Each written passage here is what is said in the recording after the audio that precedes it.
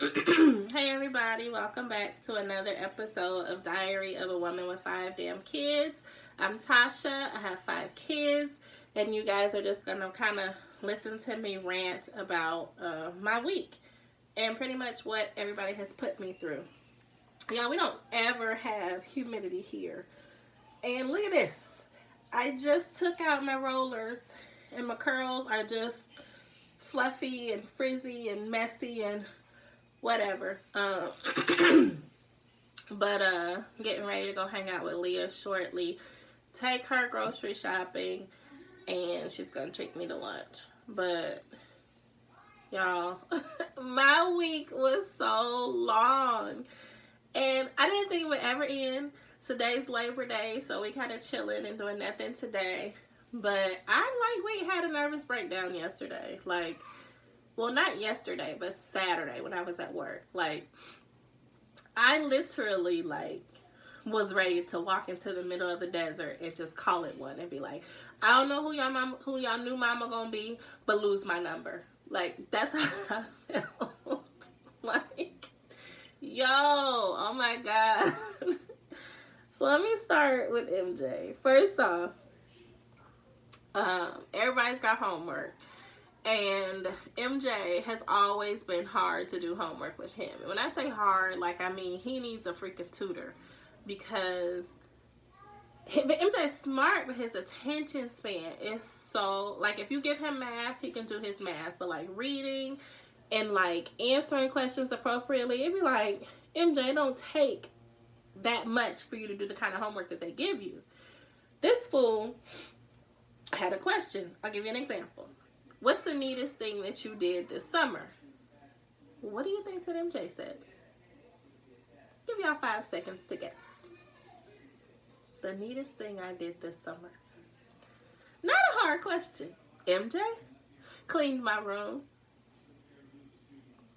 I said, MJ. Do you really think your teacher is asking you that particular question? I said, the neatest thing you did this summer was clean your room. I asked him the question over and over again, hoping that one of his brain cells would pick it up. No, it never did. I was like, okay. So I asked him a different way. So, MJ, when someone says, that is so neat, what do you think they're saying to you? Do you think they're saying that it's clean? What do you think? He was like, oh, they're saying cool. I said, okay, now put that in a sentence. He was like, what's the coolest thing you did on Sunday? He was like, oh, I get it. I was like, Jesus. And see, this is why I have to look at all of his homework, because half the time he writes like he's 3 years old. So I have to make him rewrite everything. And I'm like, I don't even know why you even think that you can turn that in. I'm going to make you do it all over again. And this is every single day. Every day. Every day of every year that boy has had homework, this is what we go through. So now I have 3 more that are doing homework.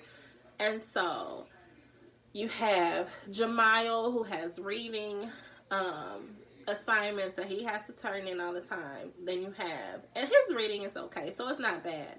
But it does take a while for him to get through it because he has to read a book a night. Then you have Nasir and Lady, who are learning their names, their numbers, and all that stuff. Now, Lady breezes through it. Same as how Aaliyah did. Nasir, Lord, it looks like Chinese arithmetic. I have no idea what Nasir be trying to do with his letters. He be turning them this way. He be it be looking like symbols. And I just be like, son, and then he likes to erase over and over and over again if it's not perfect. And I'm like, baby, it's never going to be perfect at this point in your writing. Let's just get through it first. So it's just rough. And then on top of that, they damn teachers be sending us projects. So I have an issue with projects because I be like, that's mommy and daddy homework. That don't be kid homework. Because a kid cannot look at their homework and say, hey, this is what I can do, and then I can sit them there to do it on their own. So everybody had a project this week. Jamiel had to find some stuff. He had to create this book bag out of paper, and then he had to put 5 things in it and take it to school. Okay. Then you had Nasir. He needs to create a folder out of a cereal box. Why? You have 20 folders. Like, we turned in 20 folders for their classes. Why does he need another one made out of a cereal box? And then can I send you the cereal box so y'all can do it in class? Because I don't really want to make. And then my husband is way more patient with this stuff. He's like, yo, I'm like, here, you can have it. I was like, why do they do stuff like that? He was like, I don't know, just something cool. I said, well, then they need to do it at school because that's more work for us. Then you have lady who has to make a house with her family in the house.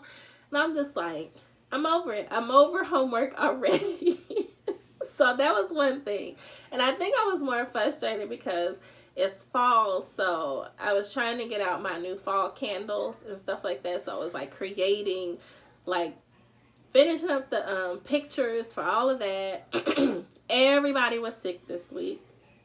And I still had to go to work.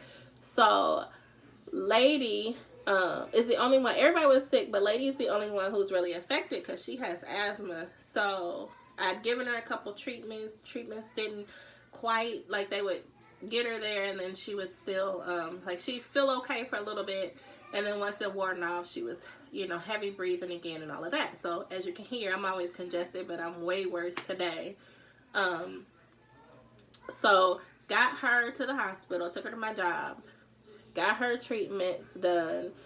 I think we were there for a couple of hours, then we had to wait another hour, for pharmacy or whatever. So anyway, she stayed home the next day.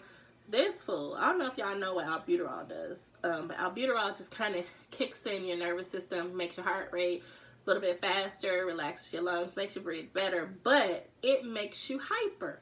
Lady is already a hyperactive child. So imagine giving her 3 to 4 breathing treatments for the day, and this fool is jumping around, and like she was doing all kind of dances, and I'm like, lady, sit your ass down. Sit your ass down. I probably said it 3 or 4 times.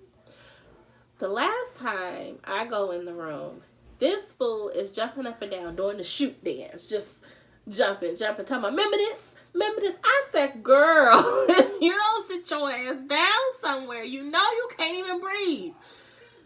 Anyway, she went to school the following day because I was like, you driving me crazy. Ain't no way. Then the van started acting up. The van broke down. Well, the battery it wouldn't start, and we were at the gym just chilling. Battery wouldn't start. We had to get a jump, get home, and he gets another battery, all this other stuff. Van starts fine, works for a while, and then boom. Won't start back up again. So then then Leah's car is sitting in the driveway. So we used that car to jump the van. And I was like, I'm going to take this thing around the corner because Leah said it wasn't running right and we had to get it towed. Well, I never looked at it or drove it. He hadn't really taken a look at it or drove it since. We just been letting it sit there until we decided we wanted to do something with it. I drove that thing around the corner. It was working just fine.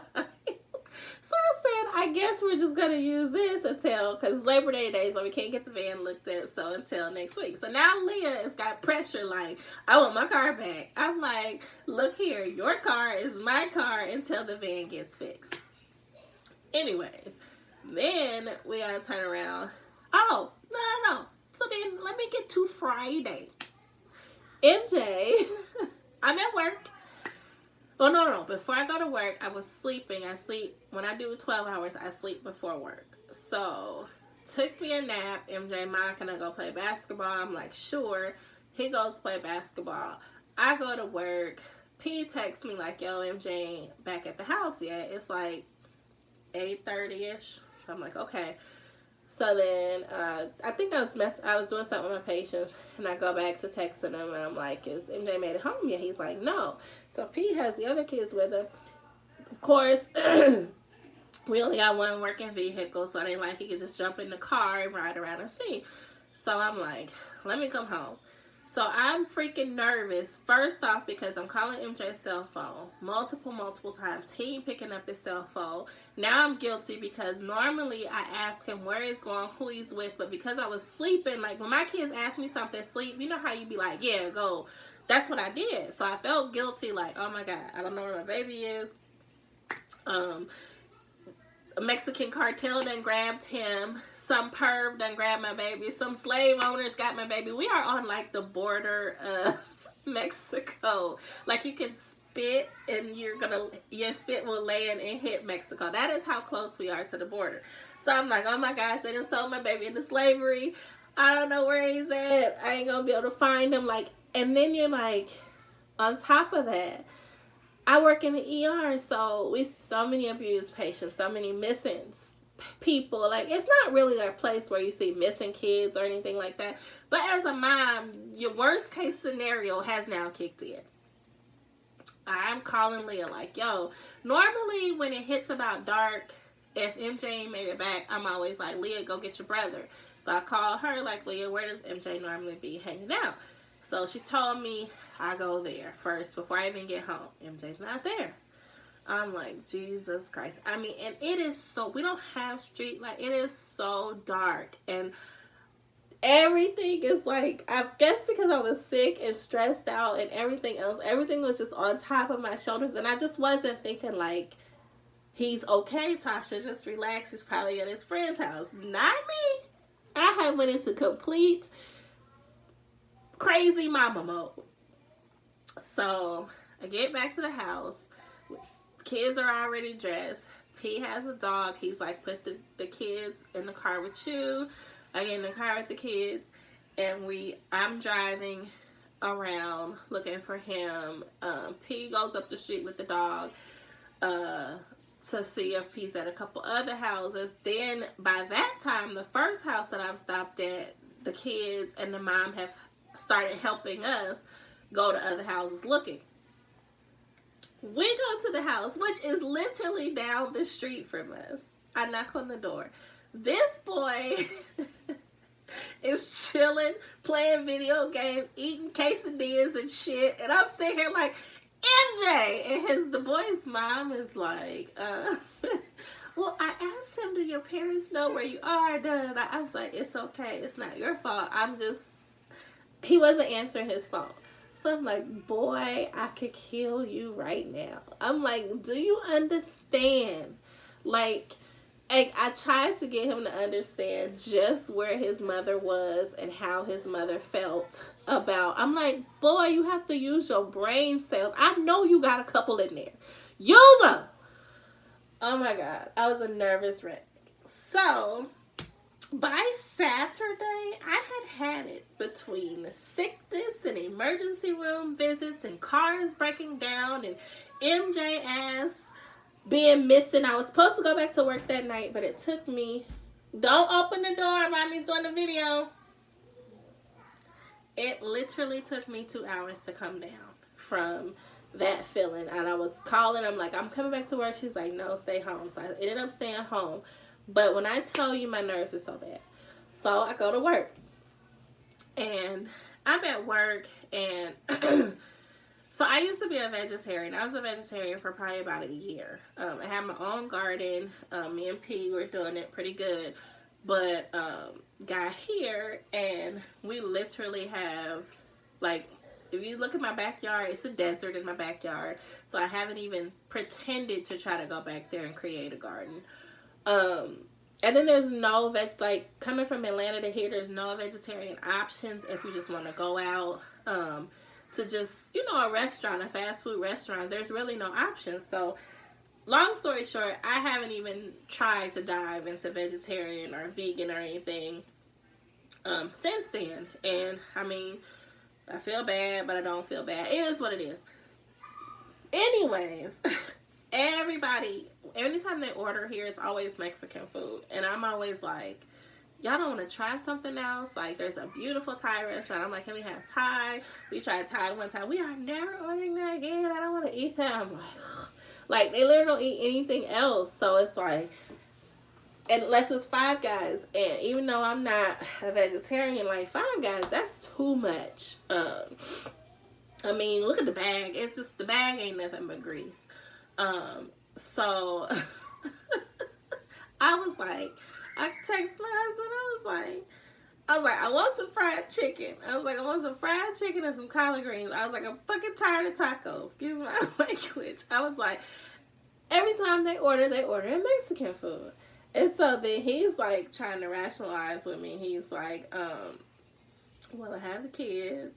I wouldn't want to bring them out. Plus, the car, you know, you have the only working car right now. So it's like, I can't bring you any food right now. So now I'm just mad. So I'm taking care of patients and all of that. So then I start texting. I'm tired. I'm this. I'm that. Da, da, da, da, da, da. I done sent him a whole book of everything in life that I'm sick of. Like, I literally was ready to quit work and walk into the desert. I keep telling y'all, like, I had it. So he's like trying to calm me down and rationalize with me. He's like, okay. Y'all, they tried to order some Taco Bell. I'm like, if it ain't no damn real Mexican food, y'all ordering fake ass Mexican food. I'm like, I can't take it. I want some fried chicken. That's all I want. Now it's like, it's like the middle of the night. Who the hell has fried chicken? Nobody. So they order Whataburger. I'm like, fine, I can get some sort of chicken from Whataburger. I end up getting like a chicken sandwich and some fries or whatever. So I eat it, and I am immediately fixed. Like, immediately. So I always rationalize with myself because I never have enough time to be depressed.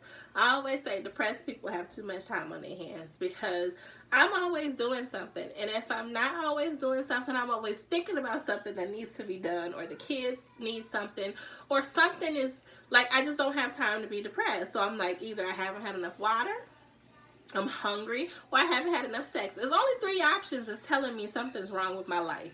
So it's like, at that moment, it obviously that I was hungry and I hadn't eaten anything and I didn't put the 2 together. And so afterwards, after I eat and I'm chilling, I'm like, damn, it ain't that bad. Like, I text him, I'm like, my bad, I'm sorry. He's like, it's okay. So I get home and I'm like puppy dog face, like, damn, son, like I really did go in, but I was so hungry and exhausted. But yesterday I laid in the bed all day. I did nothing. I might have posted a few things about my candles on my website.